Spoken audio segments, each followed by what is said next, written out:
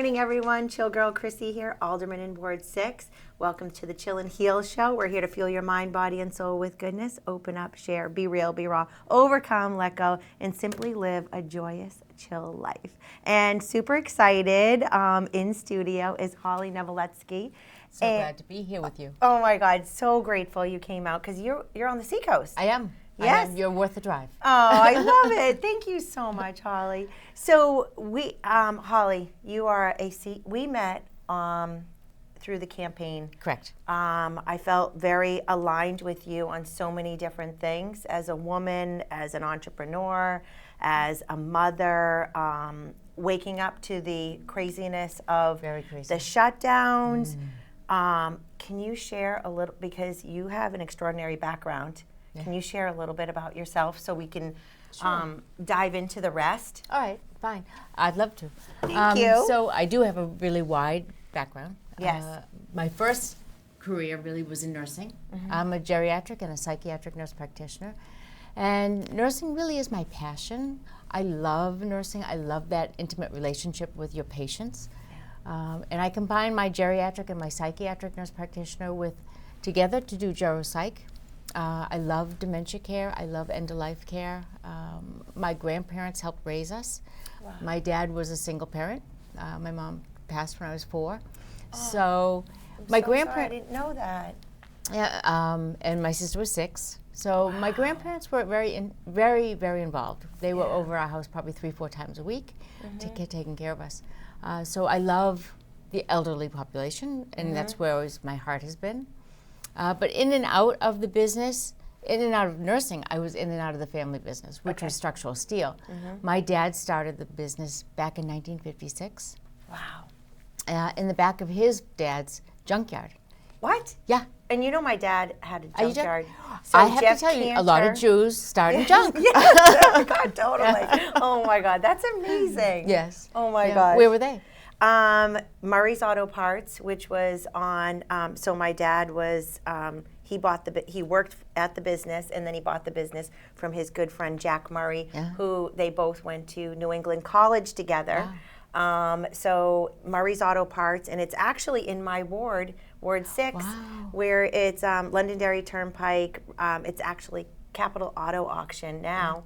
But that's where our family business started, and then later on it went out to Candia. It was Semino's. He bought the other one with my mom, and then the rest is history. You know, it turned into Jeff Canner's Car World because my parents divorced. You know, things happen. Changed the name, but and it was all. And my dad, after years, because I always call myself a junkyard girl, because I believe in recycling, I believe in no waste, and I believe in creating things from pretty much, I guess, what someone else's junk is One someone man's else's trash, another treasure. Exactly. Right. So, and he had he turned it into like an amazing green yard. So everything was recycled, which was amazing. So that, I didn't even know that. Wow. So one of the funny junkyard stories, I you love you always bring something home, right? Yes, always. My father had seen in his dad's junkyard, it was this huge brass kettle. It was the size that if you were a cannibal, you would have boiled a couple people in. Oh, a cannibal. This will look Who's lovely. a cannibal? I know. He goes, this will look lovely in our living room. So he brings it home in the back of the pickup truck. Yeah. But he's got to get it up onto the second floor over the railings of the deck. So it's him and me. Oh my God. And How old were you? I was like 21 or 22. Oh my God, that's so He excellent. ties it to a rope, he backs the pickup truck to the second floor of the deck. Yeah. And he goes, now hold this while I run upstairs. And I'm like, could you run a little quicker? Yes, please. But we got it in. That's so amazing. My dad started, he was in Merrill's Marauders, which is General Merrill's from New Hampshire. Okay, yes. Yeah, Yes. and on Route 3, they have a bridge for Merrill's Marauders. They were one of the big secrets of World War II. They were an all-volunteer unit with a high expected casualty rate. They were going to go in and go behind enemy lines, Japanese lines, in India, China, and Burma to take over a airfield to disrupt the supplies. 3,000 volunteered, 200 came home. So when he came home, of course, a lot of trouble settling back in. Did a lot of different things. Worked in a farm, sold women's lingerie, was a traveling salesman. Mid-30s, in the back of his dad's junkyard. Started with the rails and stairs, and then built it into this industry that we have now, which is structural steel. We do anything from a house beam to the high rises in Boston. Wow. And he was amazing. He was my hero. And my I best totally, friend. oh my God. I can tell, you know what? I totally know what you're feeling like, what that's like, because it's just, when you have the best dad and they teach you how to fish. Right. You know, it's beyond priceless. We fished. We oh my lived God. on the boat all summer. Oh my gosh, that's So, amazing. With the Army Navy blankets, and we had a little space heater. Yeah. And he would safety pin the toast, the bread to the space heater and make toast in the morning. Oh my gosh, I love that. So and then my other part of my background is I'm a veteran. 8 years in the Army Reserve. Thank you for your Nurse Corps. service. Thank you. And so grateful. 2 years in the New Hampshire National Guard. So and it doesn't. You look so young. Yeah. Like when you would share all the careers that you have had, I was just totally blown away. Yeah. You know, because it's just heartfelt, complete service, and I didn't really. I'm all about protecting seniors, and for me, what happened during COVID was unacceptable. The shutdowns, isolating people when people needed to connect. In New York, I don't know what exactly it was in New Hampshire, but in New York when Governor Cuomo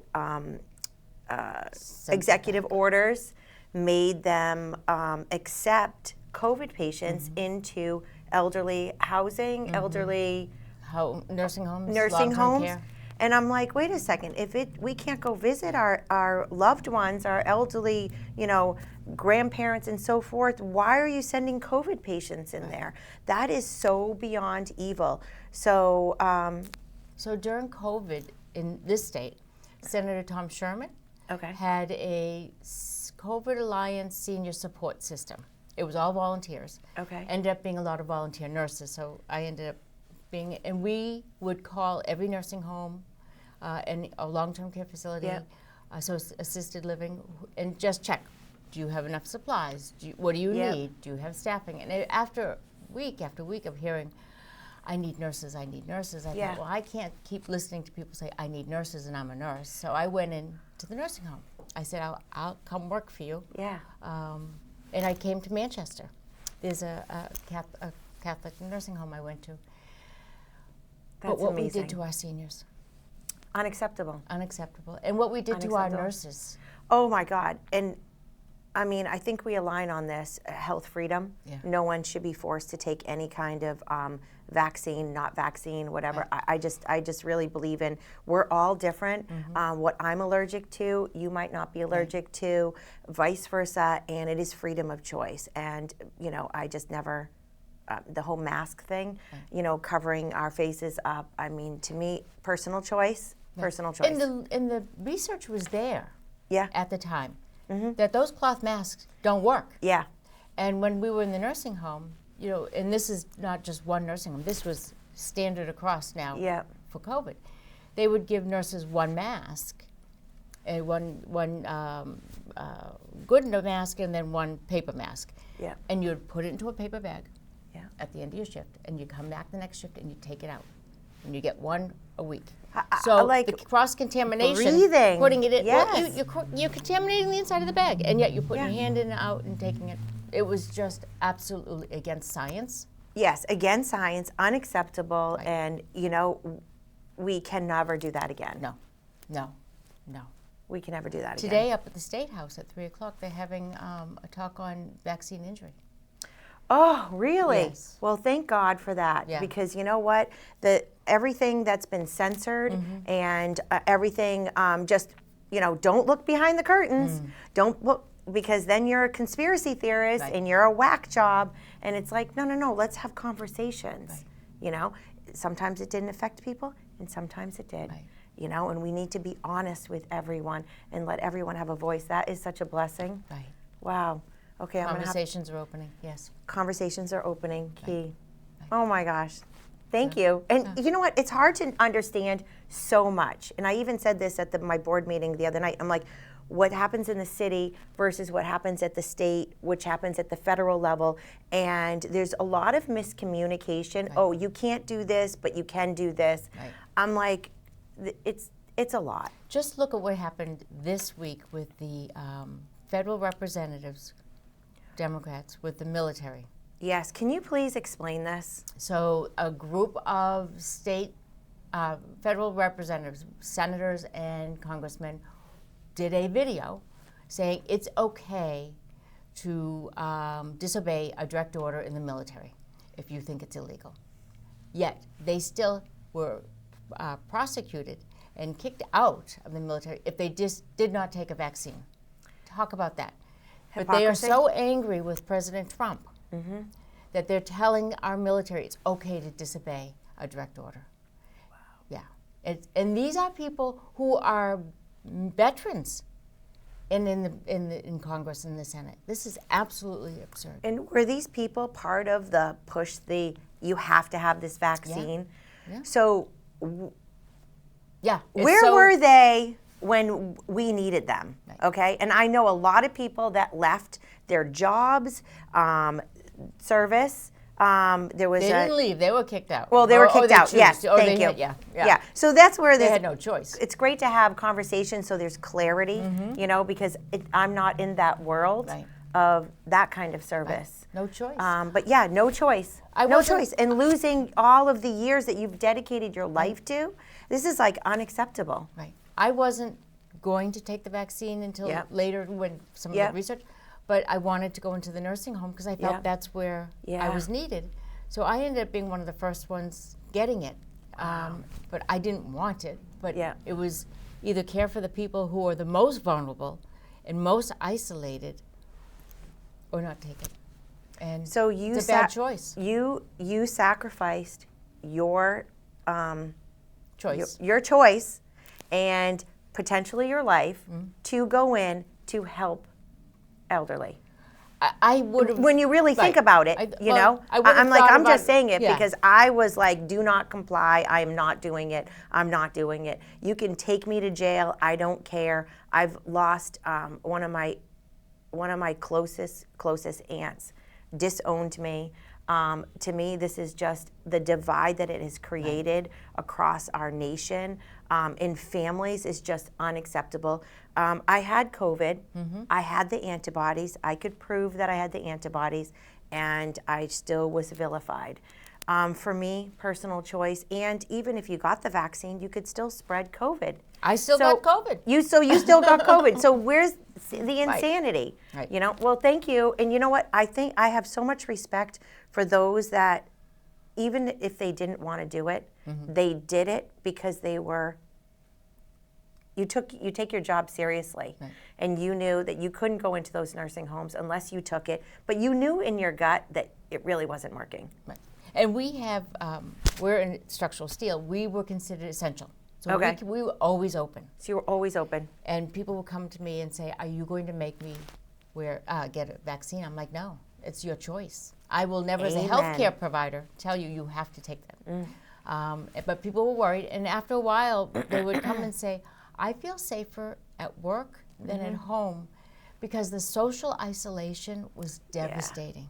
Awful. So they were able to keep their food on the table, the lights on, and keep their mental health because they could come to work and talk to people and be with people and not be mandated to take the vaccine. That is the biggest gift you can give anyone. And the masking wasn't really mandated either because we have social distancing. Yeah. Which was a lie anyways. Right. You know, when it came down to it, they even admitted it. I always wonder when I see people in the car right now driving alone with a mask on. I know. I feel bad for them that they don't know. Because, you know, mainstream media. Right. You know, that's why I just believe in listening to podcasts, listening to having these open conversations of what, you know, it's like interesting with Chill Spa, you know, all women.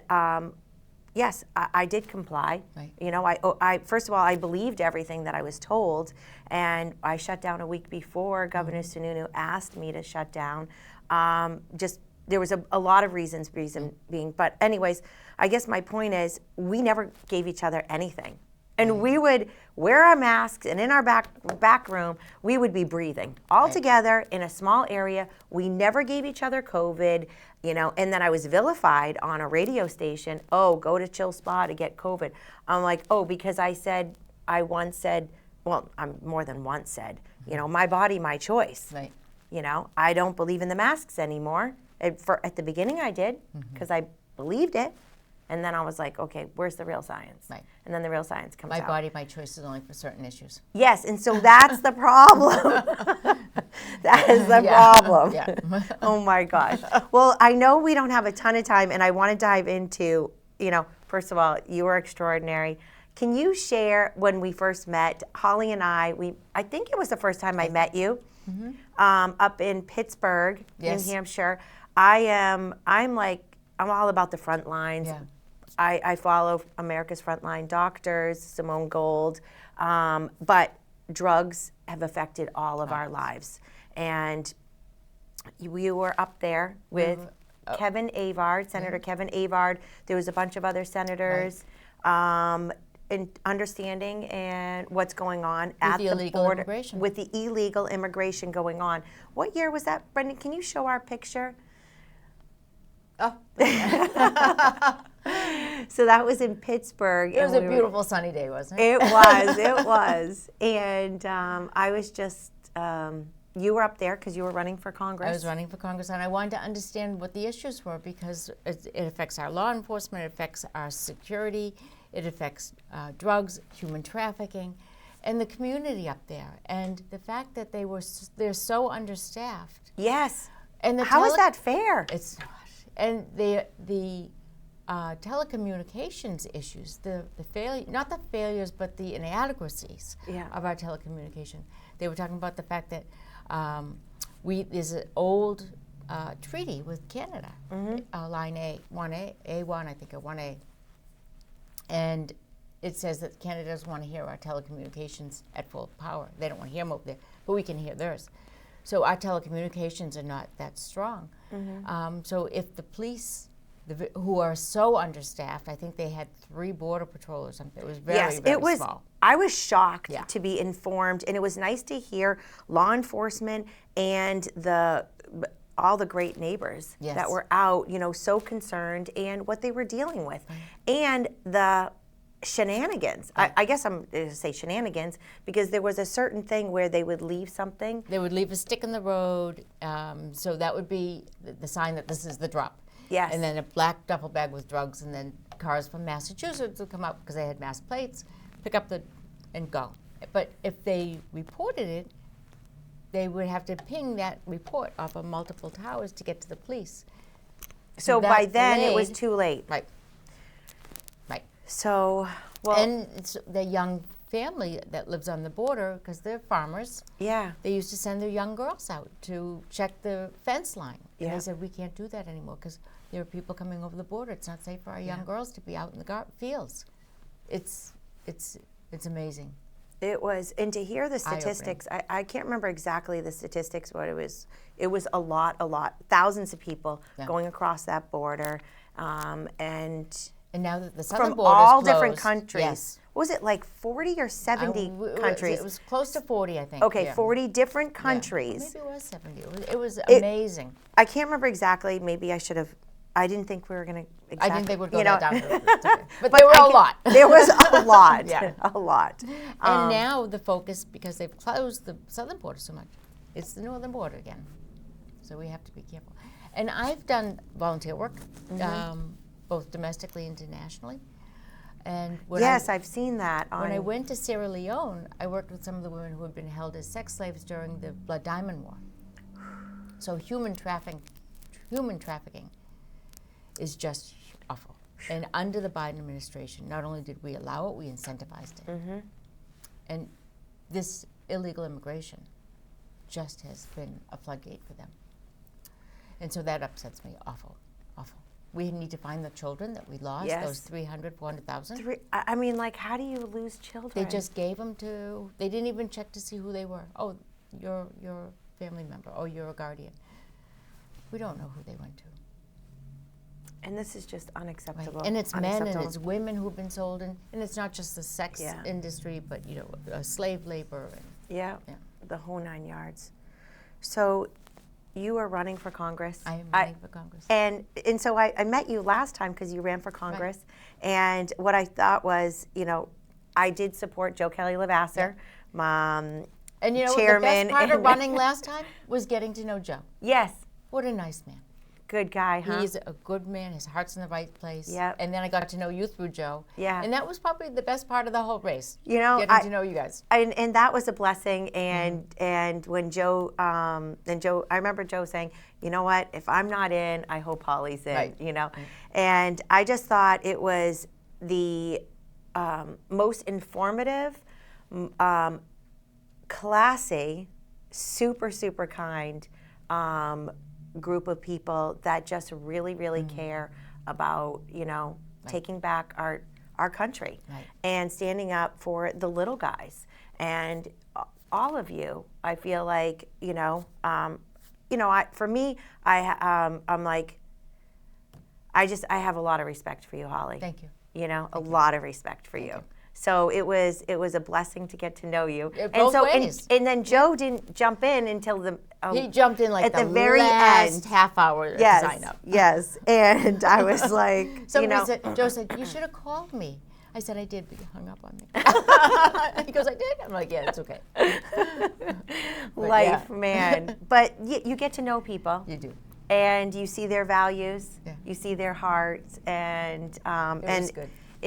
It's been amazing to see you, and I'm glad you're back in the race. And I'm in for different reasons now. I mean, it's always been for this country. Yeah.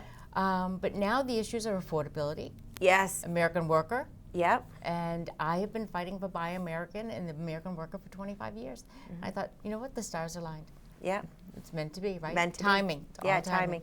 It is timing. Yeah. I showed that I worked hard. Yeah. And that I cared last time. Yes. And I grew as a candidate. Yeah. I mean, I'm an introvert and a loner. So that's funny because I'm an introvert. Believe it or not, you even though I'm have to push yourself out of these comfort zones. Yes. But you do it for the right reason. Yeah. Right. Yeah. When you feel called or you just have to speak up. And I mean it's sad that we lost the race. Yeah. I mean, to me, I just have a big problem with a lot of things. Mm-hmm. For me, I'm like protecting women's private spaces, protecting women's sports, health freedom, affordability. This is out of control. We keep taxing everyone. We should not, I think about our seniors. Mm-hmm. They are being taxed out of their homes, and this is not okay. So when we say we care about the seniors, but we still choose to excessively spend, not tighten the buckles of, I mean, let's think about it. I know I've had to cut back. Mm-hmm. My business has had to cut back. So many people have cut back. Government has to cut back. Yes. Period. So maybe we shouldn't be shopping at, Bloomingdale's. We need to be shopping at Walmart or the junkyard, and be really mindful. So obviously, I don't mean that per se for government, but yes, in that analogy. If we cut back, if we're fiscally responsible at the federal level, then we can get the cost of money down. Yes. Interest rates down. At the kitchen table, your car loan, your credit card loans, your school loans, they're going to be cheaper. But we have to do that because we never can lose sight of the fact that the federal government doesn't make money. They take your money. Yeah. It's your tax dollars that they're spending. Yeah. And they're just taking it and not enough transparency and not enough accountability. Over during COVID, Medicaid enrollment went up 30%. Wow. We're still up 13% from before COVID. Those are your tax dollars paying that. We need to make sure that Medicaid is there for the people who really need it. 100%. And the out of control health insurance costs. Yes. I mean, gosh, I'm not even going to go down there. We could do a whole hour on that. Obamacare started, and I was like, I've always been religious with paying, and then Obamacare came in, and I'm like, how come I'm paying even more? Right. I'm like, this is out of control. So, and my employees don't get subsidies for their health care, and my health care has gone up that I buy for my insurance, Yeah. my employees, double digit every year. And I have employees who say, I have a health benefit that I can't even afford to use. It's not right. It's not right. We need to be able to negotiate health insurance across state lines. Yeah. We need transparency. We need lawyers out of healthcare. Ooh, yes. Tort reform. Real reform. Yeah, real reform. So I know we only have like 2 minutes left. Okay. You want to share whatever else you want to share about your campaign and where people can find you? Perfect. I would love for you to take a look at me. I am on Hollie for NewHampshire.com, Hollie, Hollie, for NewHampshire.com, all spelled out. I would love you to take a look. I would love to earn your support and your vote. So please look me up, and you feel free to reach out to me at any time. I will always respond. Thank you. I love it. Thank you I for this love it. Oh my opportunity. I God. really enjoyed this. Well, I'm so glad. So for me, Chill and Heal is about digging deep, Yep. sharing, and coming together, connecting to make a difference. Mm-hmm. And because we all deserve to live a joyous, chill life. Right. And if we're going to stay, if we're not going to pull back the curtains, No. we're just going to we're going to be on the same hamster wheel that now turns into a rat wheel. And aren't we done? Right. And you wake up and think, how did I get here? Yeah. Well, you need to open your eyes Yep. and be part of the process. Yeah. So we end up where we want to be. Yeah, exactly. We got to speak up. We got to show up. And, I always say, call me, text me, whatever it is, but then share a solution. Right. That is really impactful because I want to hear what is your solution, because I'm getting shut down a lot too. Right. Just because I'm an alderman doesn't mean I can always get something Right. done. Do you know what I mean? Right. And I'm like, I need your voice because that helps us be accountable Right. and holds the rest of our government accountable. We need to hear, we as people who run for office, we Yeah. need your support, your voice, because if you want to create your future, you have to be active. Dorothy's favorite line, you had the power all along. Ooh, you had the power all along. Oh my gosh. Well, thank you for Thank you. joining me so Thank much you. and wishing everyone a happy, happy Thanksgiving. God bless you. God bless America. Until next time, stay chill. And God bless.